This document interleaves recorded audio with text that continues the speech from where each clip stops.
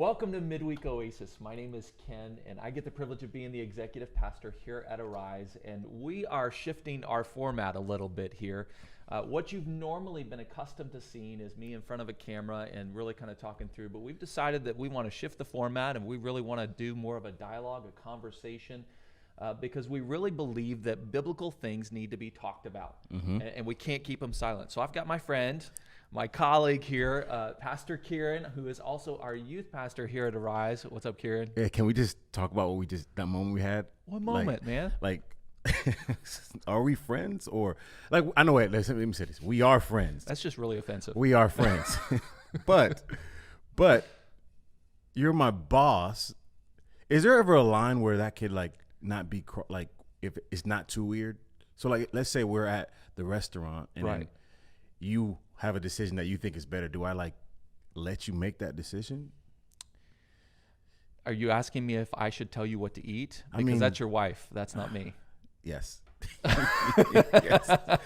yes. Man, yeah. I'm excited about this format. Yeah. Like we have one-on-ones, scheduled one-on-ones every week.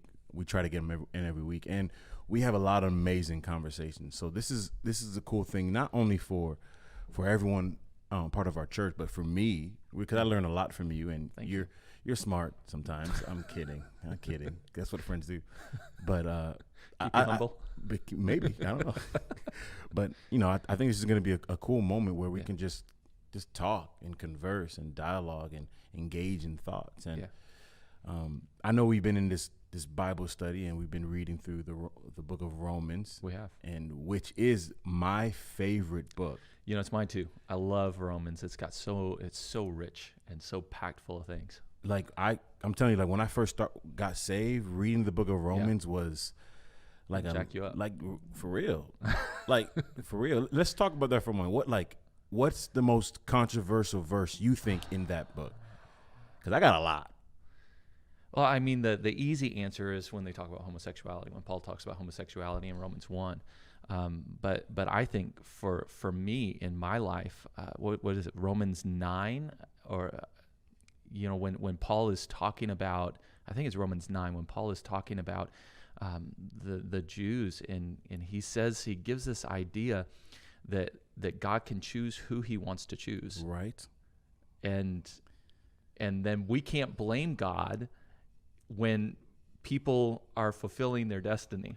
And that, man, I've wrestled with that. I've wrestled with this idea. Then did God destine people to disobey?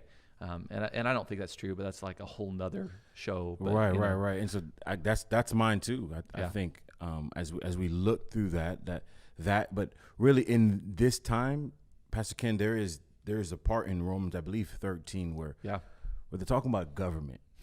Now, it's election, baby. It's election time. Government. There's so much going on in our world. Like there's racial tension, as you can see over the past few months. There is this pandemic that's going on, and everything between this election. I want to start with this question. What do you think God thinks about government? That's loaded. That's big and it's loaded. Yeah. Well, for one, God created government. And so God designed government because government is simply a way to bring law, structure, order to people. If we look at creation, God brought the first structure to humanity and mankind when he said, he said, let's create the, he didn't say, he just did it, but he created the land as boundaries or borders for the water in Genesis 1. And so, God is all about structure. He's all about order. And we see in Exodus where God gives laws and ideas to the people. And so these ideas really set up a framework of government and how to rule people, how to make sure that we're honoring one another, because God understood this idea that human nature has been broken by sin.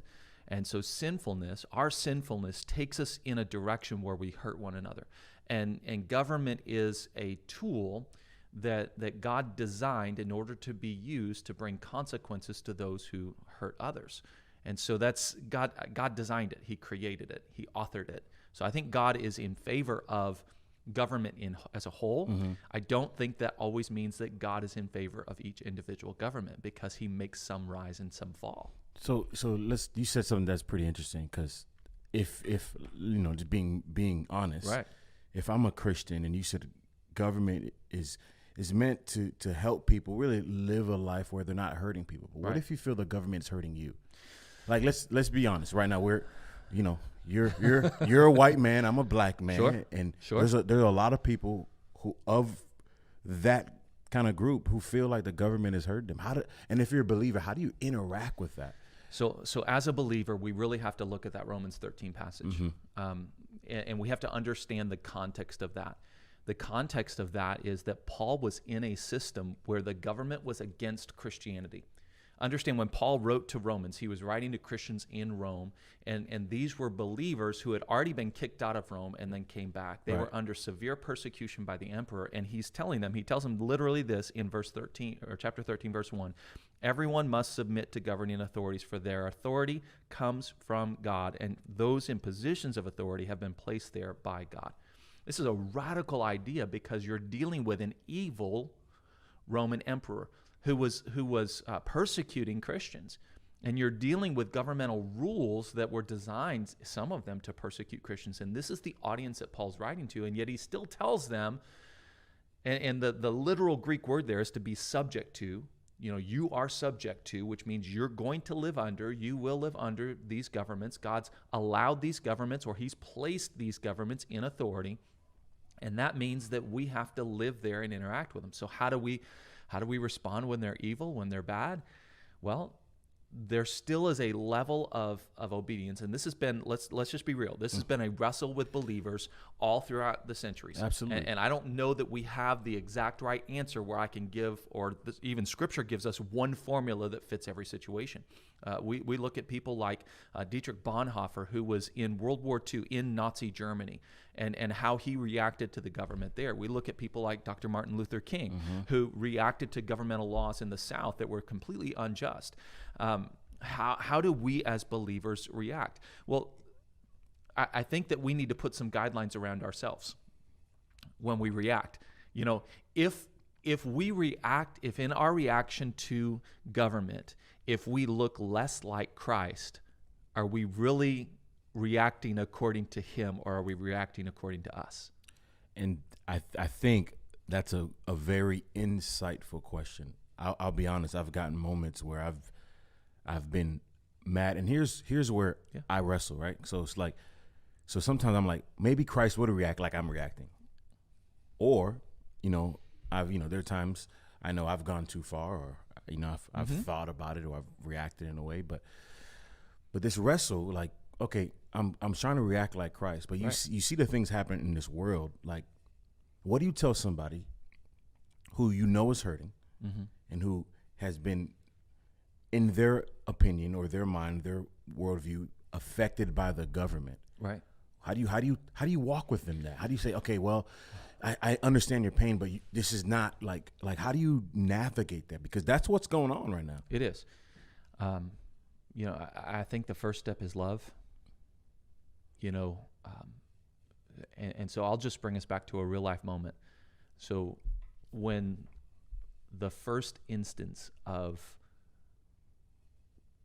the racism that we're wrestling with happened, just over the last couple of years, happened, and I don't remember which one it was. I don't remember which individual it was. I came into your office, and I sat down with you, and I said, okay, you're my friend. Let's navigate this. Let's talk about this, because I don't understand what you go through. I don't understand where you are, because I'm not there. But I do want you to know I love you. I do want you to know that your thoughts and your feelings are important to me. And yet we can't sit there. Right. We can't sit there as a society. We can't sit there as people. But I think that the only way that we move from there is not through legislation, because legislation doesn't change the hearts of people. I think the only way that we move from there is conversation. It's you and me sitting down, and it's us just wrestling through this idea. It's us just saying, okay, Kieran, where are you? Right. How do you feel? And I felt like you expressed some real real concern in that moment. You told me, and if I can share this, you told me that there have been moments where you've been sitting in a car and you've passed a police officer and you've been genuinely concerned. I think there had been a moment where you had been pulled over and you had been concerned. There had been moments where, because you were wearing a hoodie as a black man, that you were isolated and singled out when other people had worn hoodies, and terminology was used describing you that was not used describing other people, Right. white people who had worn hoodies. Right. All those things are wrong. But here's the thing. A lot of times we don't realize what we're doing is offensive unless we're willing to have conversations. And this is where life is broken down for us here in America. It's not government that's broken us. It's our own selves that's broken us. True. It's our own sinfulness. And here's what I believe. I really believe it's the church's problem. I believe that the church is the one that has caused the issue because we refuse to step into some of these things. We've not stepped in. And here's what I mean by stepping in. We've not gone in and had the conversation. It's one of the things I love about Arise is we're not afraid to have these conversations. If you know Pastor Brent, he's not He's afraid. not. And it's one of those things. We've had questions of why aren't we dealing with this on our stage, since this kind of came up. And part of our response is, this is something as a multicultural church, as believers, that Arise has been dealing with for 10 years now. Right, yeah. We've been wrestling with these ideas. We've been provoking thoughts of, hey, listen, let's love. Let's look at people like they're people and not just simply because of an external factor.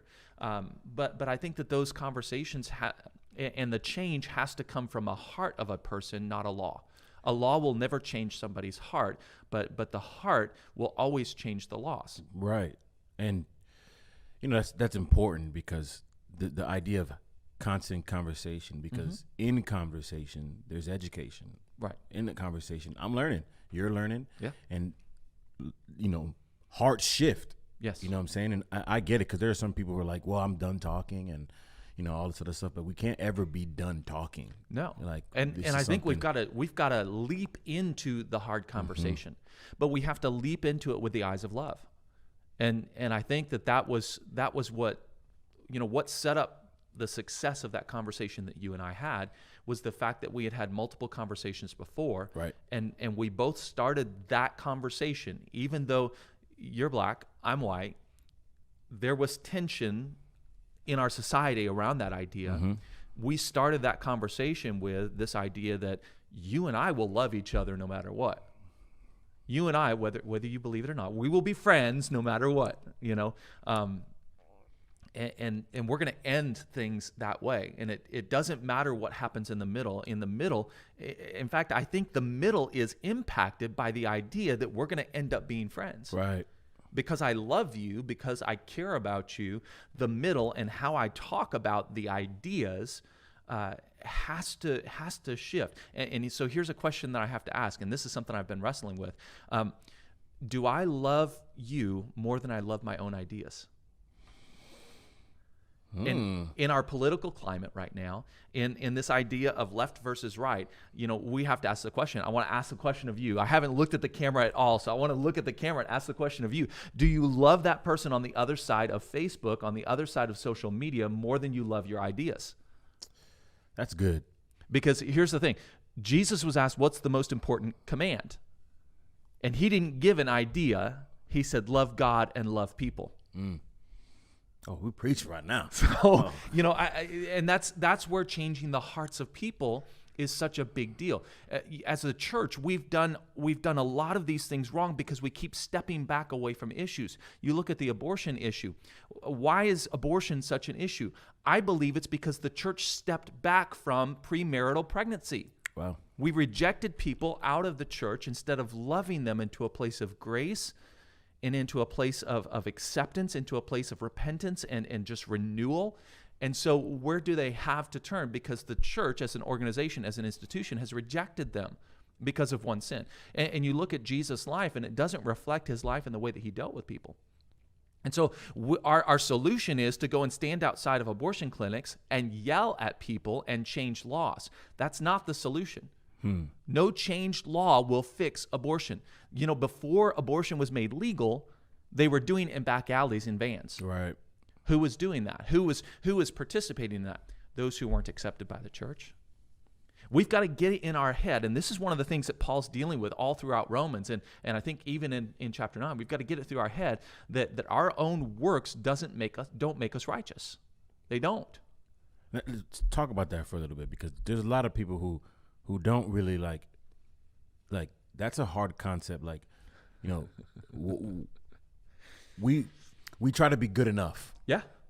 We try to be good enough, especially people in the Christian faith. They do all these things to try to be good enough. One may say, well, I don't do this, I don't do that, I don't do that. Like, talk a little bit about how, because I think that correlates with this whole, government political thing. Like, talk about how not being good enough is not the measurement that we ought to seek. So here's the thing. None of us are good enough. Even not me. I'm not good enough. You're not good enough. Here's the thing. Scripture describes my good deeds, my righteous works, as dirty, filthy rags, is what it says. Picture this. Picture a shirt with holes that's got dirt scraped all over it. Right. I mean, I know that you can wear that and make it look cool, but I can't. You can, though. You can. No, but that's what our righteousness looks like. Yeah, now, picture trying to wear that going into a wedding. This is what our righteousness looks like. And we can't depend on that. Even if I am a good person, even if I go to church all my life, even if I have this, God's word, and I'm trying to live according to it. Paul even describes the Jews and says, hey, listen, you are not righteous. In chapter 2, he says, hey, listen, your deeds are just as bad as the godless who you've been condemning. And I think as believers, we've lost this sense and this idea that it's only grace that separates us, and grace was not ours to begin with, it was God's. And so if grace was God's to begin with, then it's his to give to others. And what we've become is an obstacle and a stumbling block, and that's crept into our language and into the way that we interact and deal with people. And so now, and let me just shove this out there. Now there are a lot of Christians who will look at liberal Democrats as though they're beyond salvation and beyond reach because, oh, you're Marxist, you're this, you're that. And while we understand that some of those ideas are ungodly, they're wrong, I think abortion is wrong. I do think that the abortion doctor, that God loves them. Right.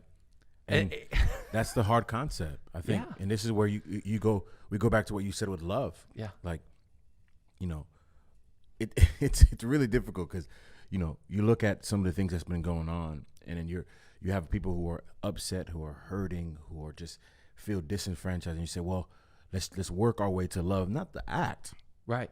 Not the the thought, the malicious, but just love the individual, understanding that you guys are on the same level, and it's really hard. Yes, it's really, and again, it's more layers than that, Yeah. But the fact that if I can look at everyone in the eyes that, okay, you know what, there's a God who saved me.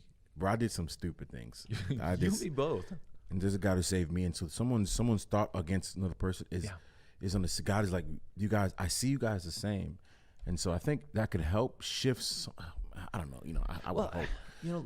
Let's look at Jesus' life, and just make a radical statement here. Jesus was more compassionate and loving to the sinner than he was to the religious. Man, my favorite verse, is when I can't remember what book it's in, but Jesus is in the Garden of Gethsemane, and then Judas comes up to him to betray him, and he kisses him on the cheek, and he welcomes him with the term friend.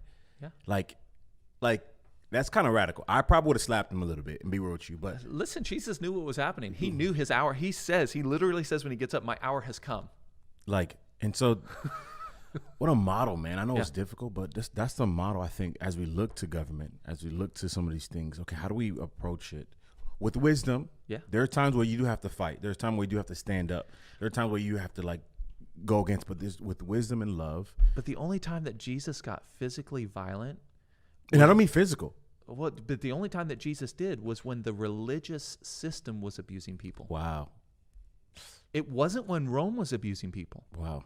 It was when the religious system, it was when those who should have known better because they had God's law, they had his word written on their hearts, and they were abusing people. Wow. And then calling themselves godly. It was the high priest and the priests that were doing that. That's what caused Jesus to grab the whip and flip tables. And even still, he didn't hurt anybody within that. That's so true. So true. I want to live a life where, man, I can look at my enemies, and still be willing to love them, be willing to step into a place of grace, be willing to say that there is change. Again, this is layered.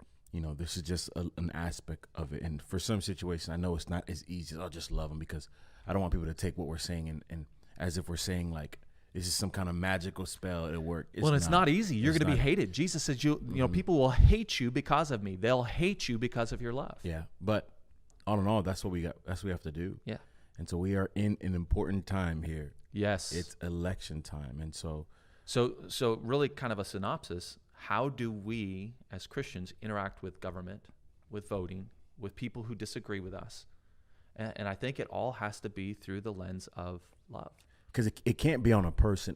And what I mean by that, we can't, because we can't just say, I'm going to put all my trust in that. Oh, Lord. Or I'm going to put all my trust in that. We follow leaders. We go under authority, but there has to be something over that. Why would we put our trust in anyone who wears filthy, dirty rags to a wedding? There you go. And whichever candidate gets elected, that's what their good deeds in office will accumulate to, is dirty, filthy rags. And unless they are dependent on Jesus and are clothed with his righteousness, that's all they're going to have on in judgment. And so then how do you vote then? You know what I'm saying? Like, how do I vote? How do we vote? You walk in and you take the pencil and you. So this is what you do this a lot. In. So if you don't know, Pastor Ken is a very literal guy. So he'll any conversation I have with him, how do I engage in that process with all this going on? No, that's a great question. And so I think that we have to engage in that process by the Spirit. Here's what I would say. There are a lot, let's just say it like this. There are a lot of people who've already selected how they're going to vote without even talking to God. Ouch. And they've selected how they're going to vote by a political affiliation or by a previously stated idea of what God's priority is, and without even asking God what his priority is this election. Understand that God put Nebuchadnezzar in place. Nebuchadnezzar was the one who he raided Israel and destroyed the temple. God raised him up and put him in place. Mm-hmm. You know what God raised and put in place? Nero. Mm-hmm. God put in place Hitler. Mm-hmm. Does that mean it's Hitler's or God's fault for what Hitler did? No. Ooh. But here's the thing. There are moments in time in history when God allows someone to be put in position of power and authority because of the way that society has rejected his standard. Mm-hmm. We see this in Romans 1 when we've seen God and we've rejected him and we turn away from him, that God allows people to be put in places of power and positions of authority that will cause persecution on the remnant, on the believers, to force a choice, force a decision, which ultimately causes growth within the kingdom. Because God has a kingdom mindset, not a temporary mindset. We have a temporary mindset. You know what we're living for, what we're voting for, honestly, a lot of times, is the next 4 years. And so how do we vote? Well, be Spirit-led. Ask the Father. And I would encourage us, when you go to ask the Father, leave your preconceived notions and baggage at the door before you ask the Father. Mm-hmm. And ask the Father what he says. That's my alarm. That is my timer. Does that mean we have to be done? Yeah, I guess. Sweet. Man, this was good. I think as for me personally, as I walk into this voting season, and maybe you already have voted, this kind of walk through anything with, hey, let's seek him first and understand that love is the ultimate foundation. Well, and I just want to encourage us, don't be a cause of division. Be a cause of unity. There was one group of people that Jesus called to be peacemakers, and that was those who followed him. Exactly. He said, you are to be peacemakers. God placed that mantle on us. And so we should be right there out in the middle, because the reality is neither political party is fully godly. Their righteous acts and good deeds are dirty clothes, dirty rags. And, we've got to be the ones that bring peace to this situation. So, how are we going to do that? What kind of conversation can you and I have that would bring peace and love, and perhaps shift somebody's heart to hear the gospel, to hear what God thinks about things, as opposed to hearing just what I think about things, right, or what a party thinks. So. Absolutely. Well, that's all we have for Midweek Oasis. Yeah, thank you guys for joining us. I want to encourage you, if you're not part of our Romans Bible study, jump in the link below. There's going to be or in the comments below, there's going to be a link. I mixed that language out. There's going to be a link. You can jump in. We are on chapter 14 tomorrow. Right. So we're almost done. But we are going to, 2 more chapters after that, but we are going to be jumping into kind of a tour of some of the Pauline epistles, some of the other books written by Paul. And so next week we'll jump into Galatians, and I want to encourage you to be a part of that, because it's going to be a lot of fun. We're going to do more stuff like this, just this dialogue thing. And also, if you have any questions you would like us to kind of talk about, have conversations about, just email Pastor Ken at ken@myrisechurch.com. I love your questions, and we would love to just wrestle through them. And honestly, we don't know all the answers. Oh, I know I don't for sure. Well, I don't either. Yeah. But we love wrestling with them. We love thinking about them. And, if you have any comments on today's conversation, post them in the comments. We'd love to read them. We'd love to interact with them. We'll try to respond to those comments and make sure that we're interacting with your ideas and your thoughts, your questions there too. So thank you, guys. Let me pray over you guys, and we'll let you go. Father, thank you so much for your goodness, for your word. Thank you for speaking in our hearts and loving us and calling us to love people. And I pray that we would be impacted by your voice and impacted by your call for us to love, and that our lives would reflect that. Lord, help us to be instruments of your love and demonstrators of your kingdom in everything that we say.